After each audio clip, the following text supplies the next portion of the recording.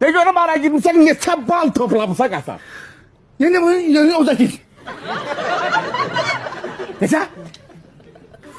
Başka bak fısıltını işte abla bak. 7.700 o da git. 7.800'də da. Balonu sıyırıb bu. Ha orada senden başka heç kim bal yığmayıb ki. Zamanın uşaqları qaldı çöldə. 7.800 olur çay olur. 7.800.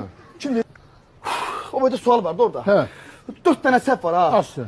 Bir tane düz aparır. Bak normalde böyle bir şey var. He. Benim yazdığım 4 tane sef ise qalıb var ortalıkta. Bak birbirlerine bile bakırlar bak. Kim apara? El boşta geçse ayıptır.